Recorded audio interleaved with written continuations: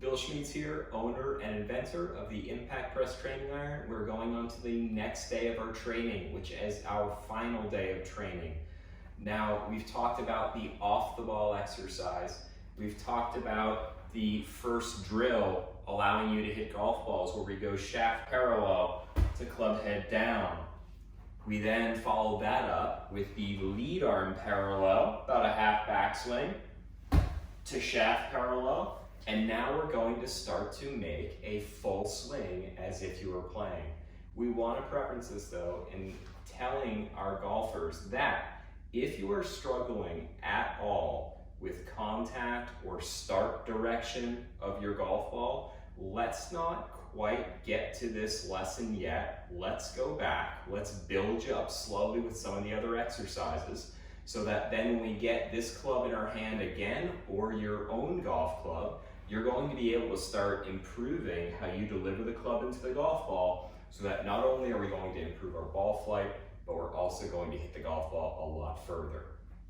If you've been successful with the off the ball and the 2 drills prior to this video, congratulations. It's not easy, it's very difficult. Every golfer has a motor pattern that they've been using and dealing with for quite some time. So a lot of this feels very foreign, and to be able to kind of get that golf ball to start at your target using our device is really good work. So congratulations. We're now going to make a bigger swing. Again, we know we have the red indicator right here. We have the green indicator on the top line. We want to make sure that we can get set up correctly because that's important. And then from there, we can now start to make full swings. We still want to make sure we pick a target in the distance.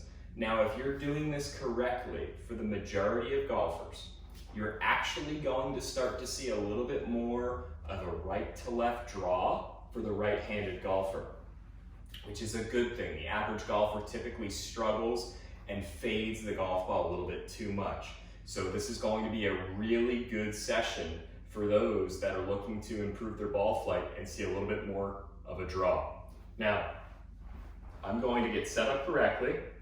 I'm going to make some practice swings, and I want to make sure as I'm making a bigger turn here, I want to make sure that I can still get my weight forward, I can still turn, and as I'm coming into the hitting area, I still have a fair amount of tilt so that I can deliver this club face at impact and the green indicator at impact to wherever I want my golf ball to start.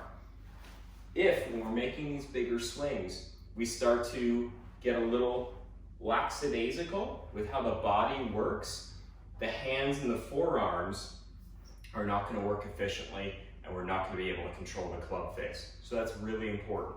So I've picked my target. I'm getting set up correctly. I'm going to make my full swing here, and I'm really going to get my weight shifting towards the target, my body turning as it's tilting down like so that I can deliver that club into a tour caliber impact position. And even when I just did that, I felt like I did a really nice job of coming through with my body. I felt like I was in what we would call tilt or side bend a lot longer, which is what we see the best golfers in the world doing. Now, as we start to make some of these bigger swings, if we start to see some golf balls start a little bit too right or a little bit too left, you can make variations with your practice. You can go somewhere between lead arm parallel, which could be maybe 3/4, and then you could finish that with somewhere between shaft parallel and what would a full finish would be. You can be somewhere like that. So if I hit that one and I felt like maybe that ball started just a little bit more rightward than I wanted, now I can make an alteration where at a slower rate of speed, I go about 3/4 to just past shaft parallel to start to improve how I'm delivering this club into the hitting area. So I'm going to go 3/4 to just past shaft parallel.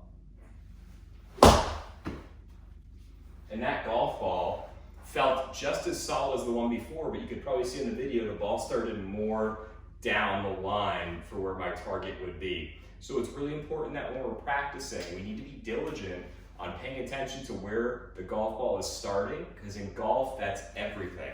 The club face controls where the ball starts, and if we can't do that, golf's gonna be a lot more difficult. We thank you so much for following our protocol. It's really important for best results to follow it step by step. If you have any questions, let us know. We're gonna follow this up with a faults and fixes.